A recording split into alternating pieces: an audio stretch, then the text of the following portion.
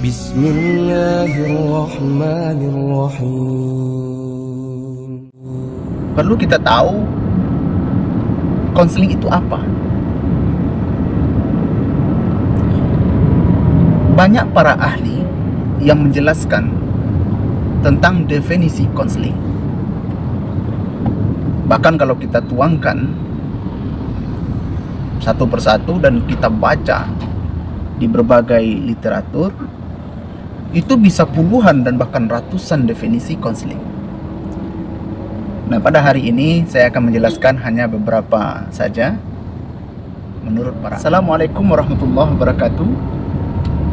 Alhamdulillahirabbil alamin. Allahumma shalli ala Muhammad wa ala ali Muhammad. Saudaraku, sahabat konselor rumah sakit, sembari berjalan menuju kantor, saya akan bercerita mengisi perjalanan ini dengan menjelaskan apa itu konseling dan konseling kerohanian di rumah sakit.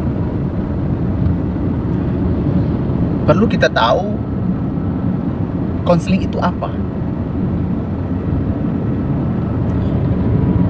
Banyak para ahli yang menjelaskan tentang definisi konseling. Bahkan kalau kita tuangkan satu persatu dan kita baca di berbagai literatur, itu bisa puluhan dan bahkan ratusan definisi konseling. Nah, pada hari ini saya akan menjelaskan hanya beberapa saja menurut para ahli. Yang pertama, James Adam. Dia mengatakan bahwa konseling adalah suatu hubungan timbal balik antara dua orang, yaitu konselor dengan konseli,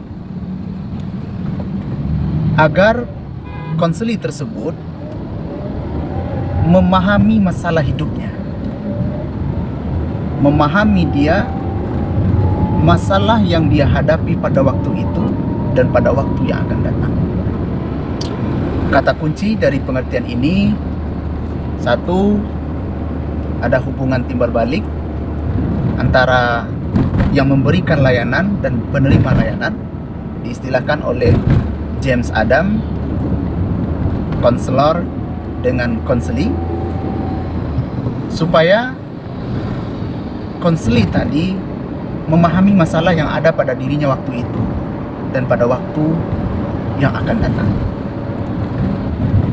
Selanjutnya, Roger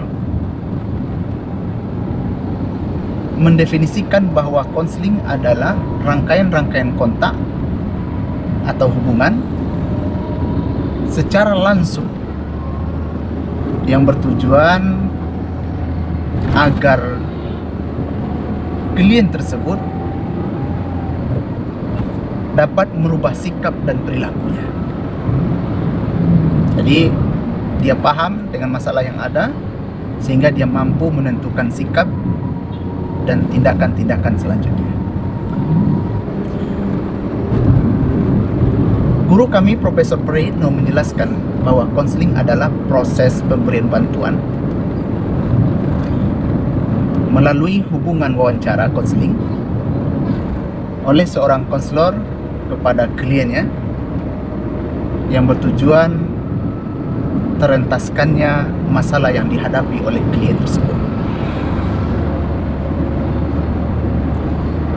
Dari tiga penjelasan ini dapat kita simpulkan bahwa konseling itu, satu, proses memberikan bantuan kepada orang lain. Yang kedua, melalui teknik-teknik, cara, pola yang telah ditentukan oleh keilmuan konseling itu sendiri, dengan harapan agar orang yang kita bantu ini memahami dirinya, memahami masalah yang sedang dia hadapi, sehingga masalah itu terentaskan, dia bisa menentukan, memberikan sikap dan perilaku terhadap masalah-masalah kehidupannya. Kata guru kami Profesor Prayitno, sehingga dia kehidupan sehari-harinya efektif, ya. Jadi dari dia cash stay, kehidupan efektif sehari-harinya terganggu. Dengan konseling dia menjadi cash, kehidupan yang begitu efektif dalam kesehariannya. Itu pengertian konseling secara umum.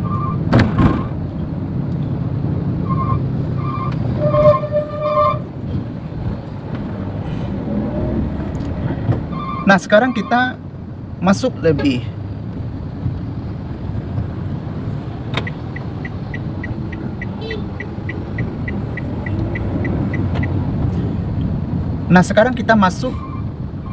dengan pengertian konseling kerohanian, dalam hal ini konseling Islam. Konseling dalam pandangan Islam. Menurut Profesor Tohari Musnamat, bahwa konseling Islam itu adalah suatu proses pemberian bantuan oleh seorang konselor kepada suatu individu agar dia kembali memahami eksistensinya sebagai makhluk Allah yang sesuai dengan petunjuk Allah, yaitu Al-Quran dan Sunnah, sehingga dia mendapatkan kebahagiaan di dunia dan di akhirat. Menarik definisi yang disampaikan oleh Profesor Tohari Musnamat ini. Yang pertama,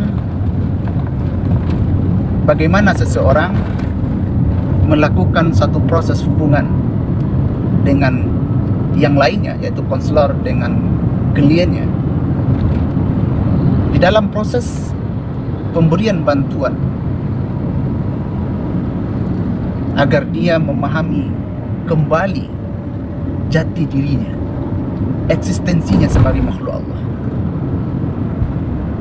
Paling tidak, ini menurut kami, misalnya di dalam ayat surat Al-Baqarah pada ayat ke-30, Allah Subhanahu wa ta'ala berfirman, "Wa idh qala rabbuka lil malaikati inni ja'ilun fil ardi khalifah qalu ataj'alu fiha man yufsidu fiha wa yasfiku ad-dima wa nahnu nusabbihu bihamdika wa nuqaddisu lak qala inni a'lamu ma la ta'lamun." Kalau kita melihat seseorang kembali memahami eksistensinya sebagai makhluk Allah, kata Allah, kita ini untuk apa? Ja'ilun fil ardi khalifah. Kita dihadirkan di muka bumi ini sebagai khalifah. Ma makna khalifah? Apa yang disebut dengan khalifah?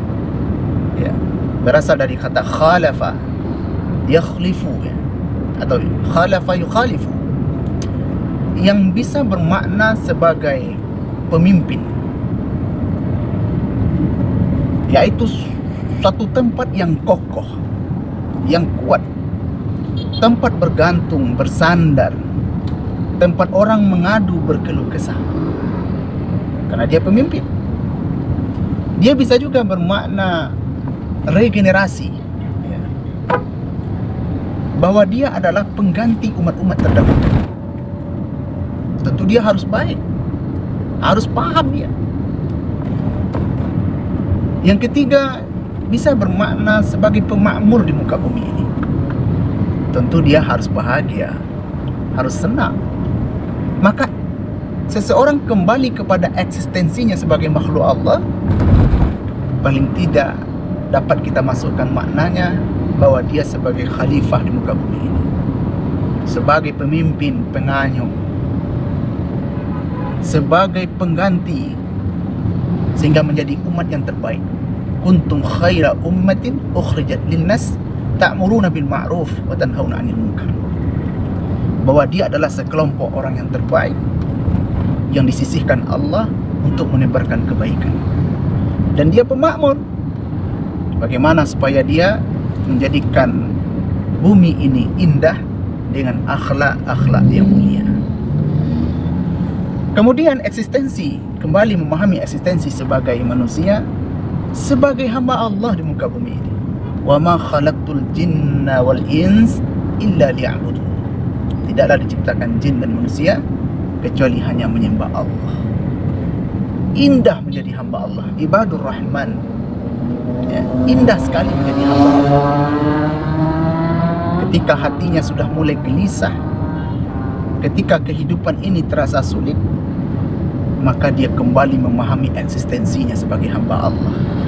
Dia mengadu, bermunajat, dia sampaikan keluh kesahnya kepada Allah, maka dipastikan dia akan mendapatkan kebahagiaan di dunia dan akhirat. Dipastikan. Karena Allah Subhanahu wa taala mengatakan, hanya dengan mengingat Allah sajalah hatimu menjadi tenang. Ala bizikrillah tatma'innul qulub. Hanya dengan mengingat Allah sajalah hatimu menjadi tenang.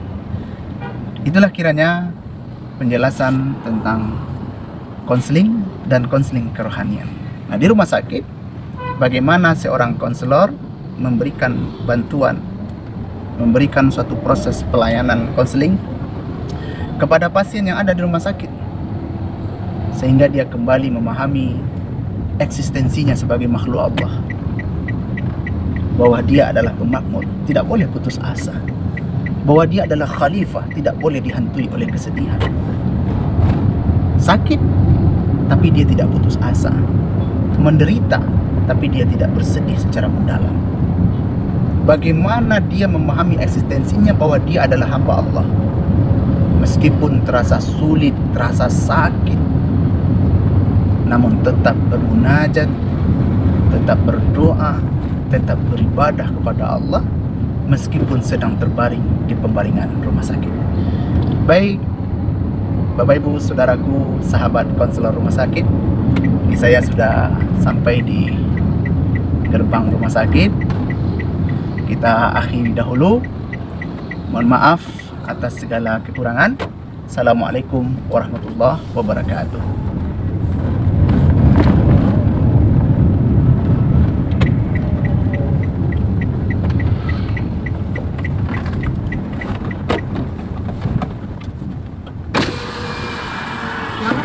Silakan tempel kartu atau tekan tombol tiket. Selamat datang, silakan tempel kartu atau tekan tombol tiket. Selamat datang, silakan masuk.